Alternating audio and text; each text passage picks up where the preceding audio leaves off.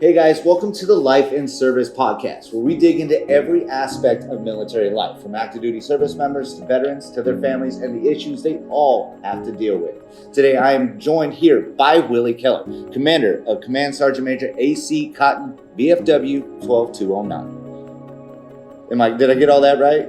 You got it. I got it. You got it. So, who are you, Willie?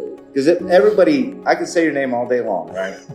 But tell the people listening, tell the people watching who Willie Keller is.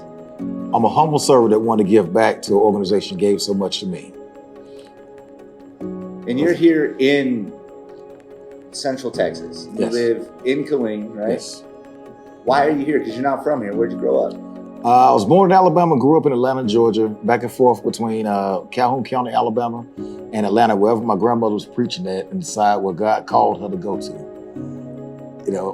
Graduated high school in Piedmont, Alabama, decided to go to college at Morehouse University, in the heartbeat of Atlanta. I decided that wasn't the right time for me, so instead of going to tell my mom I left college, I went to sign up for the military and decided to join the United States Army. There's a little backstory to why you joined, right? It's multiple stories, but the one you're getting at is probably the first one that goes back when my mother worked at the mess hall on Fort McClellan. Years ago, only the older soldiers are aware of it. That's where the Women's Army Corps, all the females, before they were integrated into the military with the basic training, where the Chemical Corps was at, the MP Corps was at. So I was out there as a little kid, not wanting to go to sleep. So as my family drove my mom to work, I was always up as a soldier out there doing PT, and I want to be a soldier when I grow up. Got to watch them run the obstacle course, so that was always in my mind. All of them just up running, didn't know any of them. Or going to church on Sunday, and you see a lot of them in uniform coming to church. I think you were telling me earlier, it was 1994 when you joined, right? Yes. So, what was it like joining the military in the mid-90s like that? The war was over, so it was a peacetime mission. It was a peacetime army. But we're still on the last leg of the Vietnam veterans phasing out, but it was still abundance of Desert Storm, Desert Shield vets. Which the Desert Storm and Desert Shield vets, they were primarily trained by the Vietnam vets. So a lot of tactics and things, they translated down to us, and we were not receiving because we didn't understand the real purpose of it. But I had some good leaders that talked to me over the years. A young soldier took me under the wings and talked to me. Actually take time to mentor me when at that time I didn't really know what mentorship really was. And that's something you carry on today, is to try to mentor a lot of people. Yes, that is a big purpose of what I live for now, is mentoring service members. The soldiers coming in today, it is a little different. The military reflects society now. A lot of places you got a mass transit system, don't need to have a vehicle. So a lot of kids come today don't have a vehicle, don't have a driver's license. In my generation before, it was like you couldn't wait. There was a rite of passage to go down to the DMV in your respective state and get a driver's permit or get a driver's license. But now it's not that. You just pay your money, get on the bus, go where you got to go. So that's been a big thing, not just here in the Central Texas area, but a lot of other installations. So, I grew up in the 90s, right? Okay. And I was in high school when 9/11 happened. So I know the drive for people to join the military then. Mm-hmm. I mean, a lot of my friends, they decided to join because they were angry about 9/11. Okay. Or they wanted to simply go kill somebody that they feel offended them. But it was a big push right around that time. The 90s, there wasn't a lot of people jumping to join the military. Right. So, and like you said, it was a peacetime. So what's the difference in, this, in your opinion, the soldiers that would have joined during a peacetime as opposed to wartime? Depending on the generation, because we are a non-volunteer force right now. During Vietnam, it was the lotto in the Vietnam area means a different thing than the lottery now. A lot of us came from the South, joined the Army to get a better life. Growing up, everyone in my city or the surrounding cities, they were textile. You did great in high school. You played football. A lot of people didn't look towards college. You graduate high school, you go to the cotton mill, or you go to one of the other manufacturing plants in the city. But I had family around me that say, you can do more. You can do more. Getting acceptance, getting letters from different colleges and universities. I'm like, hey, I wanted more than what I seen. A lot of family had me around as a kid, take me around the world, went to Germany as a kid. I actually came here as a kid and other places around. So I seen more than what I did in small town Alabama. And Atlanta was big, but I adjusted to a lot of things around Atlanta, just depending on which area you're in. Okay, so you're kind of just stuck in your own little area. In Atlanta, you had to network with everyone. Even as a kid, I was networking. I never had a problem with communicating or fostering relationships. Because I can actually think as a kid, working at Fulton County Stadium, that was where the Braves played, where the Atlanta Falcons played, going to, selling candy in the parking lot. Meeting a lot of people, I met Brett Favre, met Deion Sanders, a lot of those over the years, playing there, or, meet Hank Aaron, not realizing the magnitude of the people that I'm meeting and having pictures with as a kid, but trying to sell them candy bars. That was the hustle, And looking back on it now, I was actually being mentored then. I think it's probably some things I wasn't receiving at the house. It was a lot of love, but something I wanted more than what I was getting. And you found that in the military? Yes. The military actually became another family. And to receive what the military had, you have to believe in the product that's being sold. And it took a while before I actually believed in the product that was sold. It was just a job at first. And just over time, I started to believe it. It's kind of like in the Matrix. Do you want the blue pill or do you want the red pill? The military is very beneficial once you start to believe in the product that's being sold. So what did you do in the military? And first, let me mention, I myself, I'm a former reporter that covered Fort Cavazos, formerly known as Fort Hood, for a long time. And I got this shirt as a gift. So I'm not saying that I'm in the cab. I'm wearing this shirt as support of the cab. So let's go back there. Just point that out to our viewers, right? So what did you do in the military? Actually, I was an armor crewman. I was, for layman's term, was a tanker. I loaded, drove, gunner, tank commander. Then later on, after my military career, I converted over to a Cab Scout. Okay. For people that don't serve in the military, what's the difference? The tanker, everybody knows what a tank is. And my favorite commercial was that tank jumping that ramp. Boom, didn't realize how much stuff they tore up when it came down. A lot of commercials on the tanks, and man, it was just, you're in there and the tanker, you're moving around and you can fire a 120 millimeter main gun. You picking up targets miles out. You seeing them, in regular daylight or the thermal imaging system, you're seeing it and it's like, man, this does that. They're converting over to a Scout. You're doing the same thing. It's just not doing it mounted in a vehicle. You're actually doing it on foot, or you may be doing it in a Bradley or in a Humvee or whatever other Scout reconnaissance vehicles that you may have, versus mounted, non-mounted. Okay. So which one did you find harder to do? Neither one of them were hard. Oh, there might be some guys out there that disagree with you. They can disagree. Everyone has their own perception. The hardest part is the manual labor. And a lot of veterans may say it was hard. But ask them, what do they miss? They don't miss a 30 degrees below zero wind chill factor. They don't miss throwing track on the tank in 6 feet of mud and you got to get down there and get it. Yeah, that was hard.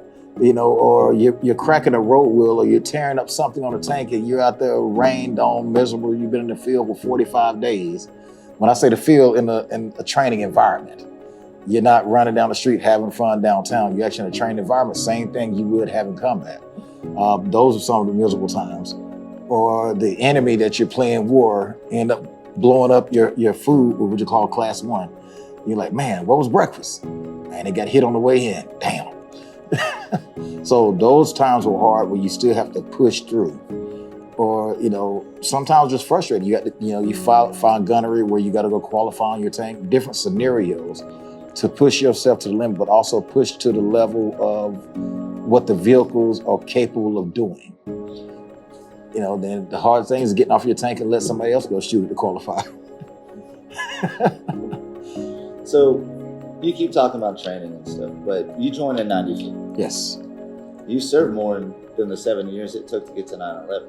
Yes. Did you deploy after 9/11? Yes. I actually deployed before 9/11. My first deployment was in 1995. That's when this installation had two divisions.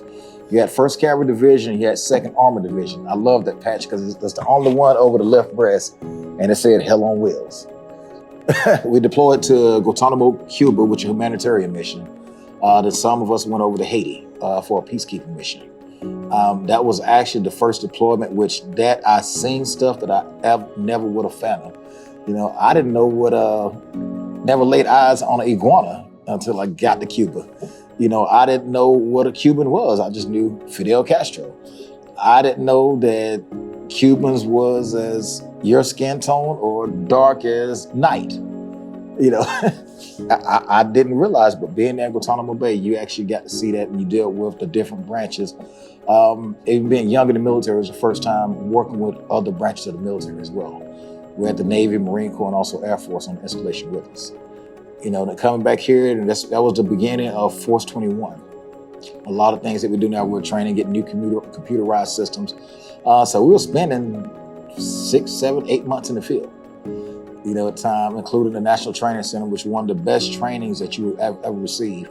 As we was talking about earlier, training, we call it battle-focused training, and that stands for a peacetime training for a wartime mission. Pretty much for the people that haven't served, train as you fight. The different controls and different elements being put in is set for you to fail. It's not for you to go do a clean sweep. Hey, this leader's there. Will you be able to act if this leader's knocked off? Same things, the elements would happen when you're downrange. So I'm thankful for the training. I had a lot of leaders, which I still talk to today, being young, like, man, I'm gonna go party. It's the 1st and 15th. I'm gonna go downtown, I'm gonna go kick it. And they come up to, hey, Keller, hey, go to the barracks. Man, I'm off. That was my attitude. I see that in a lot of soldiers today, but you are a soldier 365. Didn't realize they were coming to my barracks to get me at about 7 o'clock in the morning to take me to the tank simulators to teach me how to shoot the tank. They took me under the wing even though I was rebellious. I was pretty good at running. They would challenge me. It was only a couple of them that could outrun me. And I still talk with them today, but being able to maneuver, learning everything in the tank, learning the Army regulations, the field manuals, and they say, hey, you going to the board next month. I'm like, a board? What's that? Soldier Month, hey, the best Soldier Month, you have to learn the regulations, learn what the community has to offer, different programs, everything like that. Did pretty good, went to the Soldier Month board for the battalion, brigade, division, actually went to the 3-Corps Soldier of the Year board. And that was, and I look back on it now, I was blessed to have some of the leadership that wanted to give back to me, to take me out of the wing, because some had people that took care of them and some didn't have it. They wanted me to have a better career than what they did. And would you say that those moments in your life really had more of an impact than you thought at the time? Yes. The main impact that hits into me, a guy named Cleveland Jones. He's from Tennessee. I still talk to him today, First Sergeant Jones. That guy, he looked old back then, because a lot of Vietnam vets look old, even though they're young. He said in formation, I was in my first enlistment, he cried. He like, come there, attention. Hey. He couldn't say attention. He said, hey. So that was something resonated. He could run all day and run all night. He was bigger than life. His last formation, before he changed out with, it's funny, it's crazy. I remember his formation changed out with First Sergeant Terrell before his change of responsibility. He's like, I'm getting put out the Army at 26 years of service. I've gave blood, sweat, and tears to the United States Army. He said, what has kept me here is my wife being by my side and keeping benefits for my kids. He said, but some of y'all don't have kids. You came in, got your stuff. He said, go ahead and get out. Test the economy. If you don't like it, you're still young enough to come back in. So that's actually what I did. I got out the Army after my first enlistment, and a lot of people around here they don't realize that. I don't talk about it. I got out and joined the Texas National Guard. When I got there, that was, it was a big difference. At that time, I think we had about 9 of us get out of the same battalion, and we go to the same brigade in the Texas National Guard. We had some guys get out of Fort Riley, went there, and all of us were E4s, E5s, and we just knew the regulations. You know, some of the E7s, E8s, they're challenging us, but we was like, hold up, that's not right. This is where it states it. So that brought a lot of heartache to us. That soldier think he knows it all, so it made it pretty hard for us. So it kind of made it rough on you? Oh yeah, especially it made it rough for me because I had a mouth. I've known you for a while now, Willie. You still got a mouth, but hey, I remember one now. We're good friends. He's a retired police officer for Plano, Texas. He's like, I said, man, how can you be a sergeant first class and don't want AR-670-1 colors? That's wearing the appearance of a military uniform. So that was a hard struggle for me. But I started working at different companies. Didn't know what I wanted to do, but I loved to engage with people and talk with people. Had some warehouse job, and I got pulled by Circuit City when they were in commission. Some people may not remember Circuit City. Oh, I remember.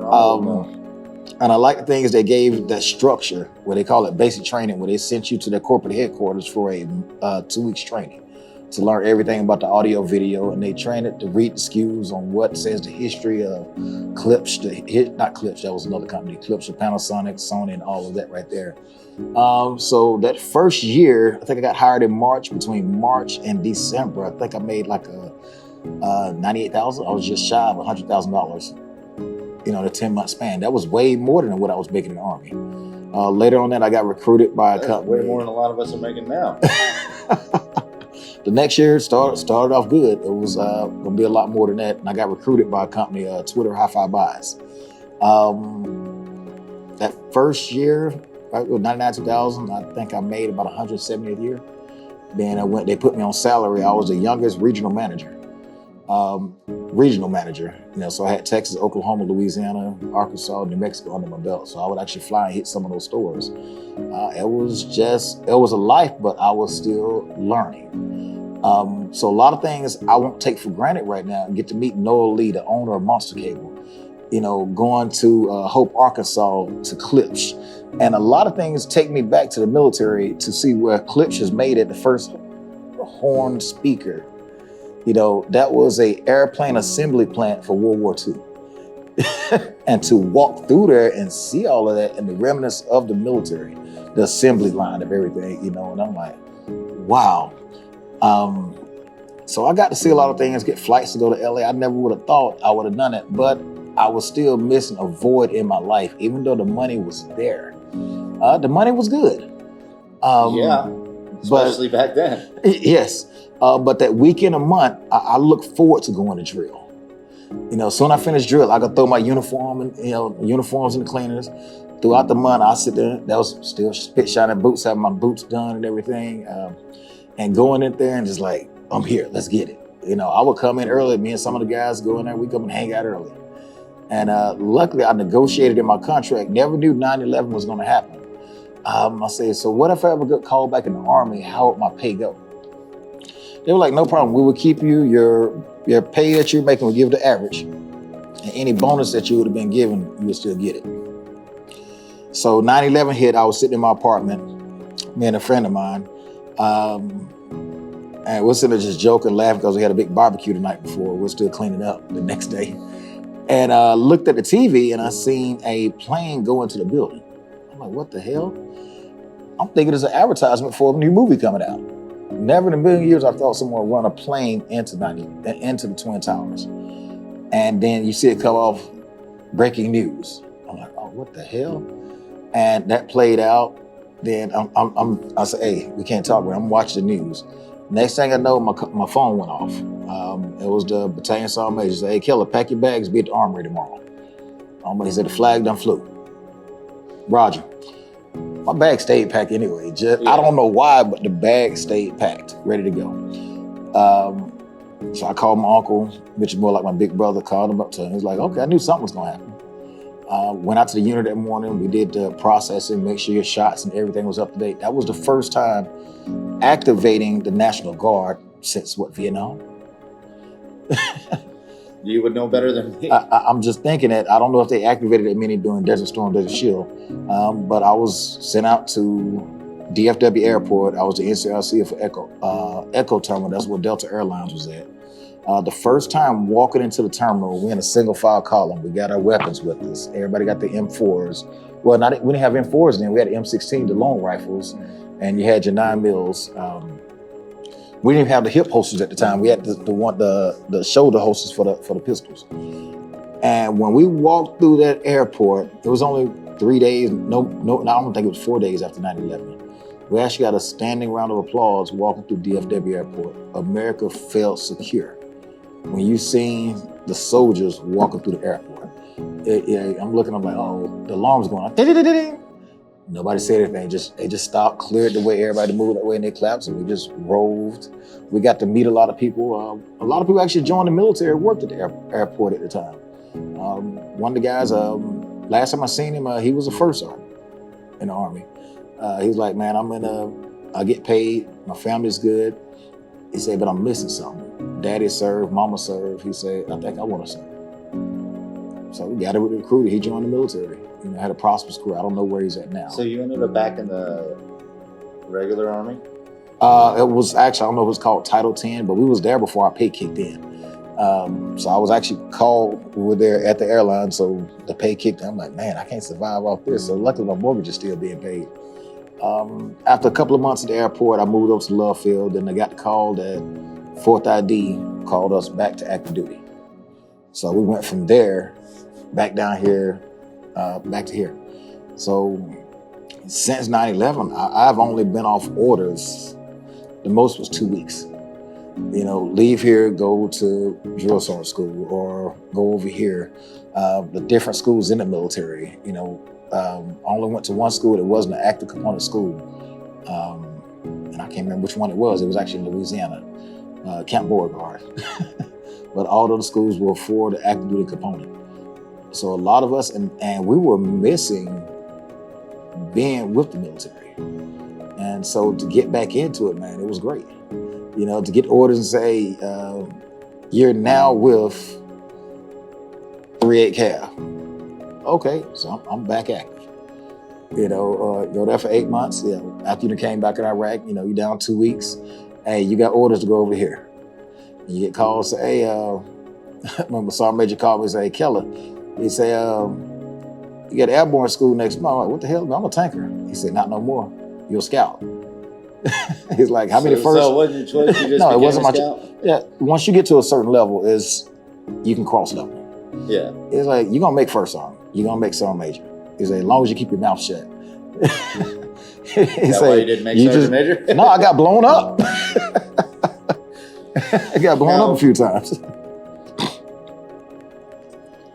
So what happened? Because you just threw that out at us, right? Yeah. But you medically retired out of the military. Yes. So what happened? Why were you able to do that? Because a lot of people run into that similar situation. Do that as in? Why were you? Because there's a lot of people that get injured and they're not able to medically retire. How did your situation play out? You go through a board. It's a medical evaluation board. Well, I got put into with that MRPU, which was now the Soldier Readiness SRU. We went from MRPU to MPU, a lot of different terminologies, but it was still medical hold. And their job was to get you well, to get you back in the fight, or get you prepared to transition to the next way of life. That new chapter of life. So some people, their disabilities, they're cured, whether it's on active duty, if you don't have a certain percentage, you're actually just given a severance and be like, okay, hey, have a good life. And then you can actually go to the VA and see what you can get from there. But some of the elements that I had was a higher enough percentage to actually allow me to retire, to get the ID card, to still keep the benefits. But over time, we looked at Major Richard Starr Act, which he was posthumously promoted to major. He got out as a captain, MEB, just like I did, under 17 years. So he had to make a choice. Did he take his retirement pay or did he take his disability? because he didn't stay and do the full 20. We were medically discharged. So now they're calling the Major Registrar Act to restore the retirement pay for the service members with medical disabilities that got medical discharge out of the United States military. Yes, there's a lot of people that do that. They don't have their benefits. Right. Anything a certain percentage less, which it may vary. At one time it was 30%. Anything less than 30%, you just give it to severance. 30% or more, then you actually give it your retirement. Okay, when you say percentage, like 30%, what do you mean? No, the military operates on regulations. If a doctor says, if we pulled you out of Iraq and we pulled you out because you lost that bird finger, they got the tape on it right now. Sorry, I didn't mean to. Yes, I almost cut the tip of my finger off today, so that's why it's a little bit bandaged and he keeps messing with me. Anyway. So just per se, I'm not quoting the regulation, but what it says, missing a finger is 10%. And that's the reason you can't, we gotta put you out the army. Can you perform your job with a missing finger? Only the medical doctor says yes or no. But if they say no, what percentage? Because they're gonna MEB you on one thing. That's 10%, so they give you that portion, you go out the army. But if you're missing missing a limb, everything has a percentage. While you're in the military, also have a different playbook once you get out of the military to play with. But they MEB you on one piece. And that's whatever percentage that the medical evaluation manual covers. Don't ask me the regulation. I do not remember what it is. But everything has a percentage. I would say you remember a lot more than a lot of people do. So I'll take your word for it. Now, some of your injuries, because, you're a good looking guy. Thank you. Drink water.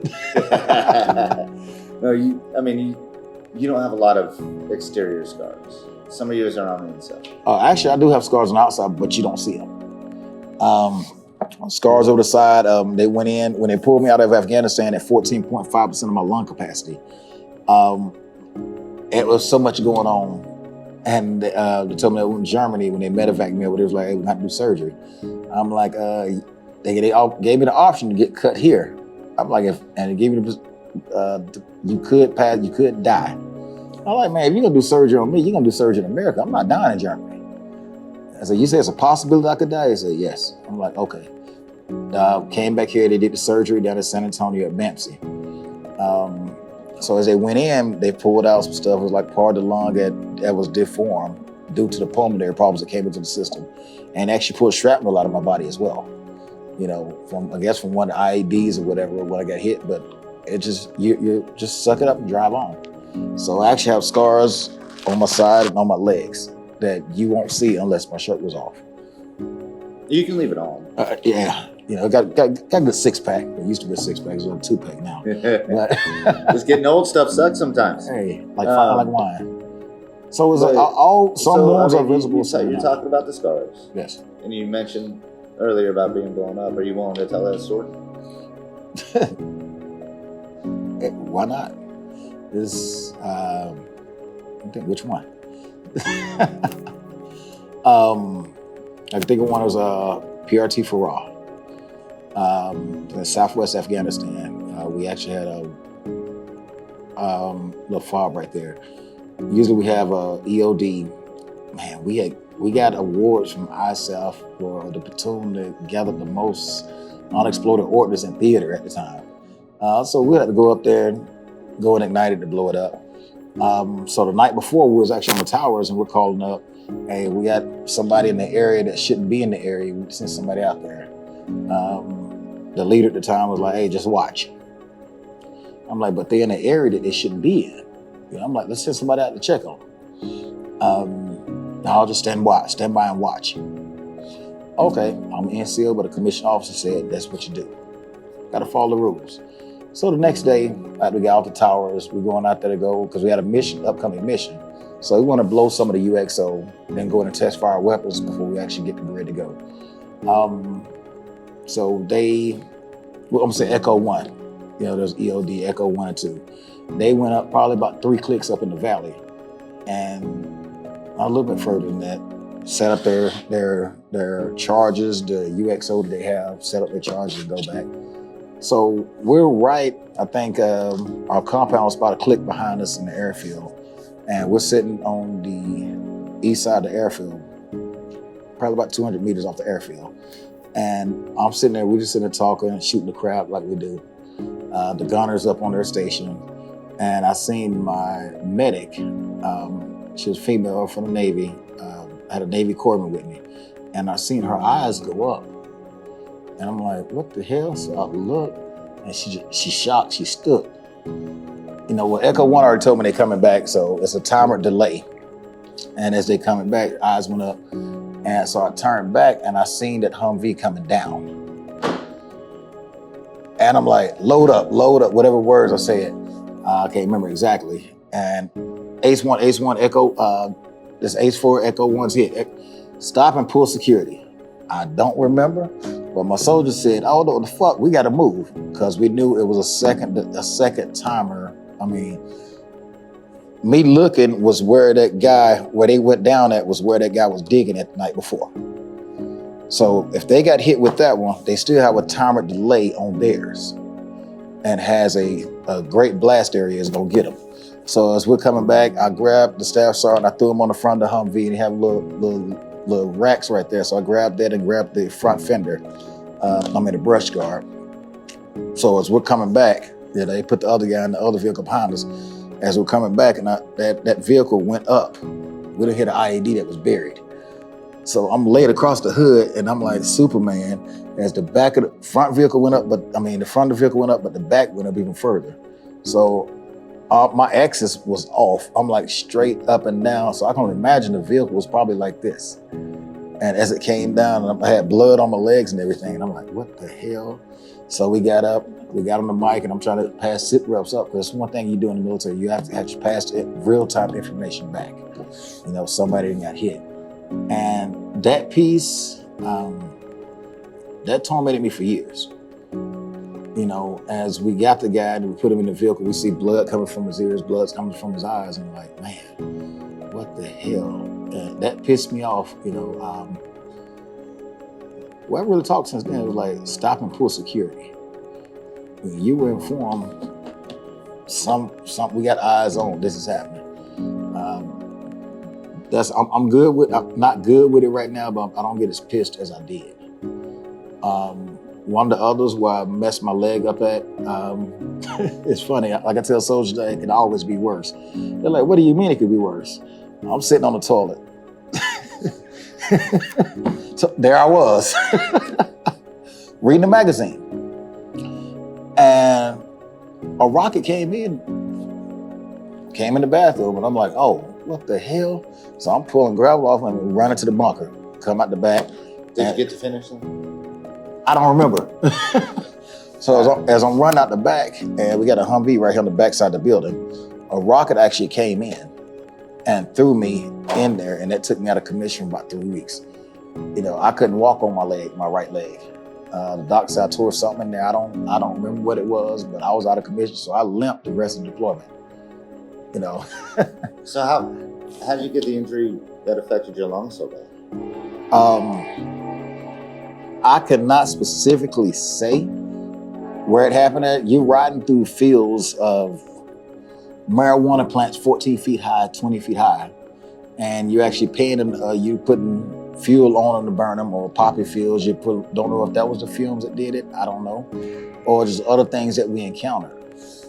I didn't realize it until we got, somebody was at the front gate, and I hear the microphone, a guy was rushing to the front gate, find rounds at the gate, and they're like, you hear with a microphone, the little walkie-talkie is what we had. I can't remember which nomenclature it was. So I'm running, going out to the front gate to secure. So my guys knew my troopers knew where they had to go. And I stopped. I couldn't breathe. You know, rocket came in. Next thing I know, my doc is like, hey, come on, Keller, pull him into the aid station. And that is the worst feeling ever, not being able to breathe. And that was the defining point when they decided they was gonna medevac me out. The American doctors were like, hey, we're gonna send him back. You know, you always need people in the fight, but one of the other doctors was like, no, we need to send him in for further tests, and that's when they sent me over to Germany. And they were like, well, man, your breathing is pretty bad. But I just sucked it up. They couldn't really find out what's wrong until they do a biopsy. So that was one. There's been a few of them. Just walking down through different cities, and you get around, it hit you right in the chest and just knock you back. It was actually on foot patrol one day. I remember as I looked to where I heard something to the right, and they said no, I was hit, and I fell back into the vehicle that was behind me. Didn't break skin, but I looked at the plate later on, and I'm like, damn, it was protruding through the plate. I'm like, oh man, I wasn't wearing his body armor. Yeah. So a lot of things, I know we done had a lot of conversations. I tell people, it's hard to explain war. It's hard to explain combat. Over there, I had a sense of peace. See, that's something that a lot of people wouldn't understand. I can't relate. I've never been to war. Right. I have my own issues with PTSD for other reasons that we've discussed, but that's not why we're here today. Right. Is there a way you can try to help somebody understand a little bit? It becomes normal. If you're not getting a rocket attack a day, or you're hearing rounds go off that don't sound like yours, you're like, man, what the hell? That calmness is scary. You're woken up, or I could sleep through a gunfight at one time. Like, unless I hear something come across the radio, or I hear that Mark 19 or that 50 cal go off, then I'm waking up. Certain sounds or certain smells will trigger you. And I tell people, when you go to combat, a soldier sees. You go to combat, you would never look at life the same way again. When I came back, man, I was walking around my vehicle before I get into it. To make sure there was no IEDs up on it, because we go to like different compounds and theaters, release somebody on there secure, but still a lot of times before somebody break eye contact with you, you still walking around it to make sure no one put anything in there. And the way your vehicle is like, your bed. You get in your bed, oh, hold up, this ain't my pillow. As simple as it is, what your pillow feels like. So the way your seat feel like in the Humvee, the way it drives, the way it changes gears. If something is off, something's not right. And I told one of the officers, he was a slick sleeper. We had some words one time. I don't want to say his name, but that's something different. He's locked up now. Okay. You're a slick sleeper. You have never seen combat. It's like somebody never been married giving me marital advice. And I couldn't understand it. Understand he's commissioned by Congress to serve the United States military, but he had never seen combat, so he couldn't tell me how to adjust. When I was drinking a bottle of whiskey to go to sleep at night, that half a gallon would last me 3 days. Other than that, I was saying it wait 4 days at a time. So as a leader going to the medical personnel, say, I need help. That was rough. But the military now, I can't say about all military, but I can say at the Army here at Fort Hood, there at Fort Cavazos, they're making it a lot better and a lot easier to get mental health assistance. Because at that time, to go for mental health, you were a sorry leader. But now, hey, go get assessment. Go get assessment. So a lot of people, the military we haven't been proactive on a lot of things over the years, but now they get more proactive instead of just reactive. We understand and we learn, I'm saying we, like I'm still in the military, but we learn by trial and error. So they're getting better over time. Even look at the surgical times, you're looking at World War I, you use hatchets, take somebody's leg off, and over time, just different surgical procedures have gotten better. Or life-saving techniques have gotten better over the years. So, one of the things, to bring this back to full circle, because you are the commander of a VFW. Yes. But you're not the commander of just any regular VFW. You're commander of Command Sergeant Major A.C. Cotton, Post 12209, located on Fort Cavazos. Yes. Why is that significant, that it's located on an active installation? Okay, it's two ways. A lot of active military don't realize the benefit of it. Then some of them, the VFW is off base. They're like, he got one on base. Everybody looks at it a little bit different. Our state leadership, like, oh, that's good, that's good. Get membership, which we are a membership-based organization. I have a congressional charter. We chartered in 1899, got a congressional charter in 1932. Only way we can get a lot of problems that you may hear on the base, that's not leadership problems. Some of them are congressional funding problems.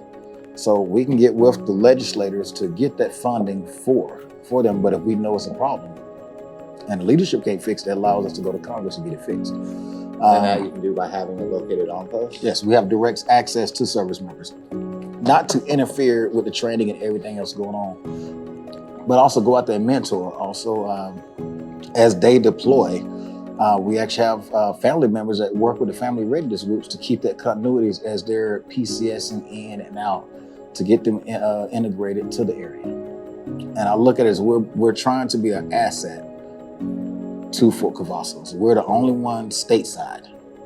Overseas, we do have VFWs on active duty installations.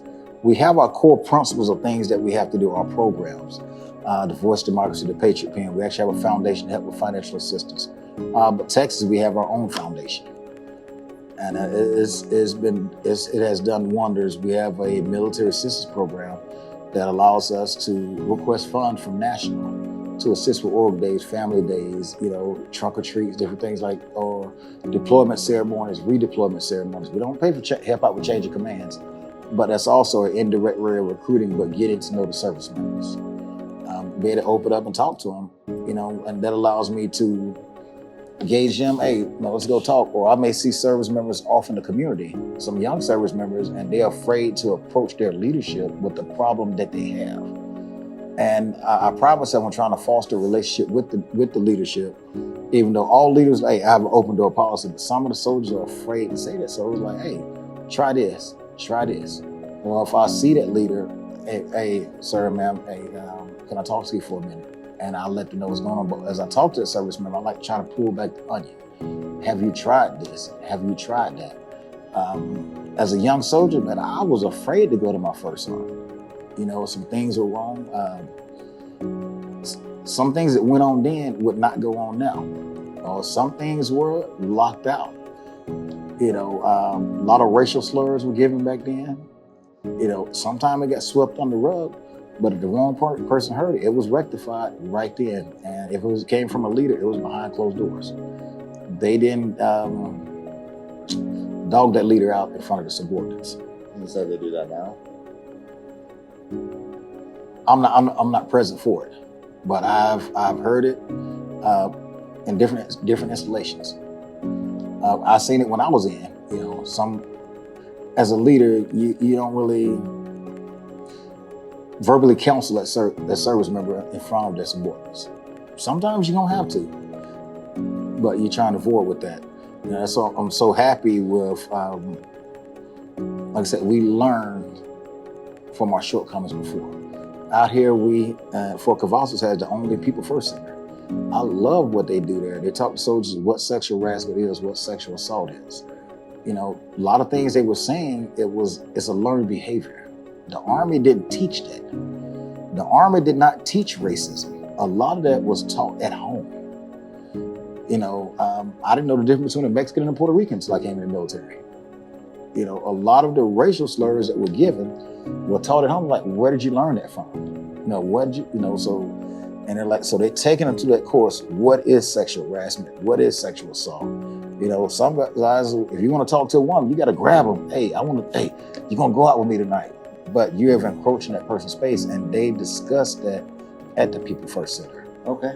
So we will have people representing People First Center to speak on what they're doing. So let's circle back around to the VFW.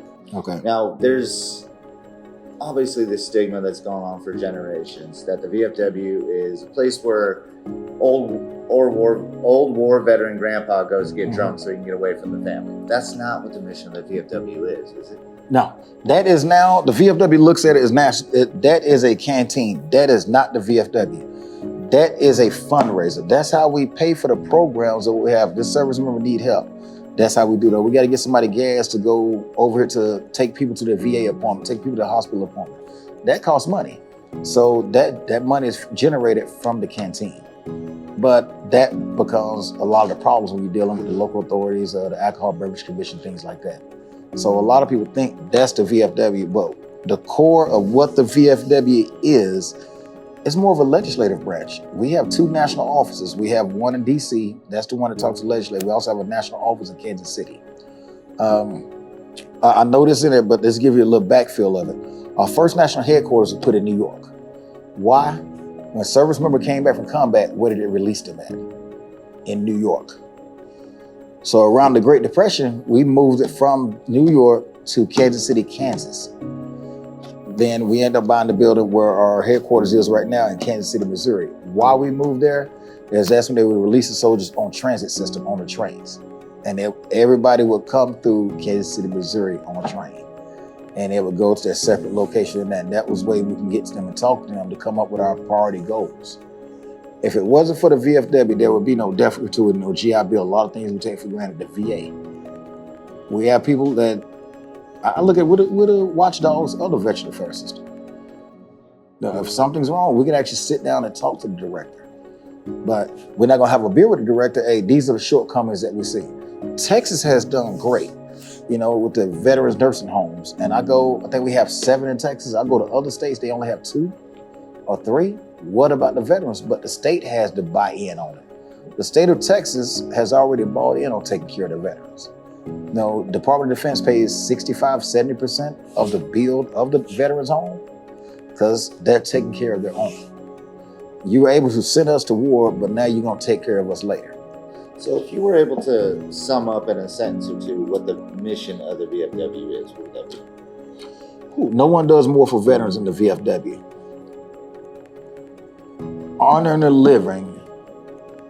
Serving the living, but honoring the past. So everybody paved the way for us to do what we do today to service the future. And correct me if I'm wrong, your VFW is not going to have a canteen, is it? Not right now. I can't say what the future holds for us, but right now, no. And that's intentional, right? Yes. Well, we turned 3 years old the 7th of January of 2025. We turned 3 years old, so we're still getting the feel. We're still dating each other, us and Fort Cavasso. We're still in a dating relationship with other entities on there to see what we can and what we can't do. But there are a lot of them are noticing that we are an asset to everything that goes on right now. Seeing our scholarships, we're there. Right now we're gathering supplies for the service members coming back off of deployment. And a lot of people that have retired, they don't realize that you no longer go to the supply room and get linen for your bed.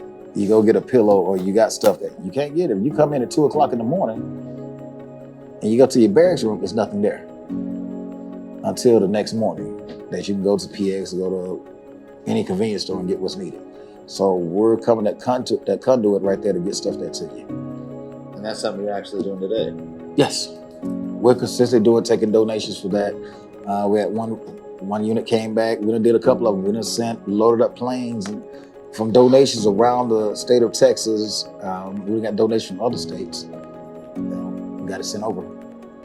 So you keep using the word we a lot, right? Yes. But I know you quite well to know there's a lot of Willie Keller that's being put into this. There's times where you're waking up in the middle of the night to start cooking to feed a unit that day. Yeah. You yourself, the VFW is doing a lot, but Willie Keller does a lot. I'm a firm believer, be a part of the solution instead of the problem. But also as a leader, let me show you, I'm a leader that's gonna get in the trenches with you. Not tell you, hey, go make this happen. Go make this happen. So is this another way for you to continue your service?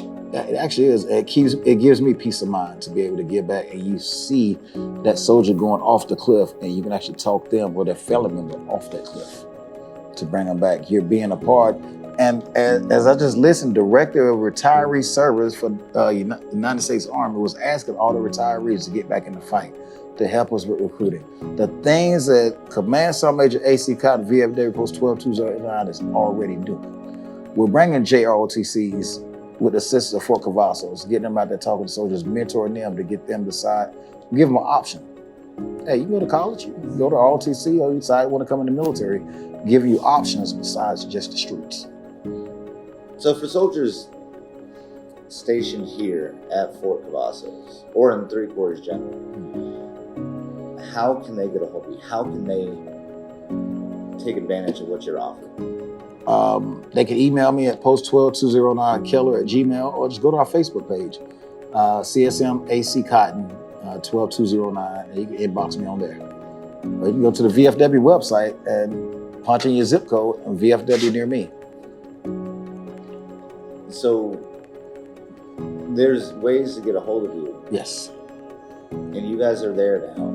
Yes.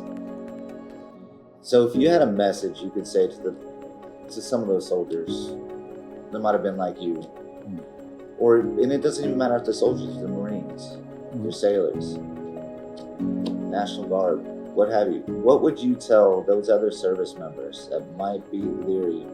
Because I know you have to have deployed to the foreign war to be a member of VFW, but you guys don't need that to help people. No, you don't. You just need that to be a member. But so you gotta do that to be a member. Yes, No. But you guys are helping service members, but they're not their members. Yes.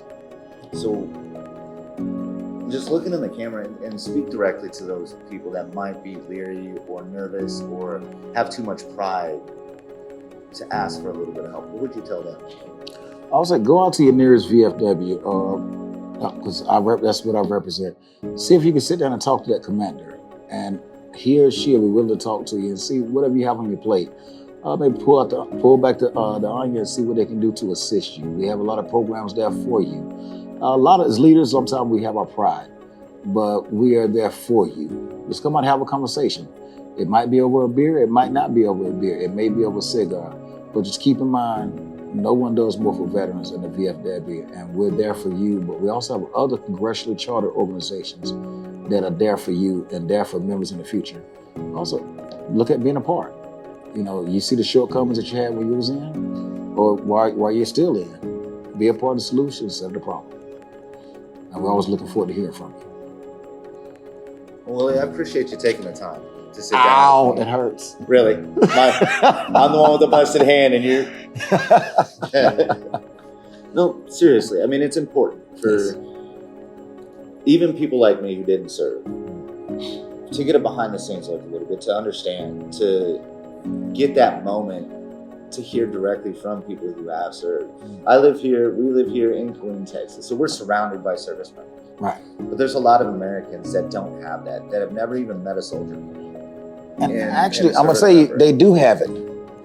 And it's going to be within the Vietnam vets, because the majority of them came home and they closed that chapter in their life. Their kids didn't know they served. When they found out their father served, when it comes time at their funeral, they did not know it. So a lot of them go to the post office, different places around, they have veterans there. Or when you go to your parades, look at the hats. A lot of them will wear unit hats or hats with unit insignias on them. There is, but there's still a lot of people that haven't even been exposed to military before. Yeah. And a lot of them are the first ones that are sitting there supporting our troops too. Mm. But to hear directly from someone like you, who's been through injuries, combat, and you're still serving in your own way today, it's important. It's important to have that message, to hear your experience, to, like I said, get behind the scenes just a little bit, right, and expose people to what you're exposed to, and you continue to do to try to serve. Anybody in the area want to sit down and talk? You can find me a little bit anywhere. Oh, well, and you're all over the country, really. You travel a lot. But again, guys, this is the Life and Service Podcast. And I'm going to be speaking with a lot more people like Willie Keller, who have been through similar things, but have their own story to tell. Different people that will be with different organizations that are sitting there helping military families, or someone in Special Forces to tell their experience. But you're going to hear it right here, straight from them, not from me. So again, if you want to listen to us, you can find us on different platforms, which will be coming out soon. We'll get to that later. But be sure to subscribe or listen or watch this podcast. If you think it can help you, tell your friends. If you think it can help them. Because the whole point is to help. Thanks.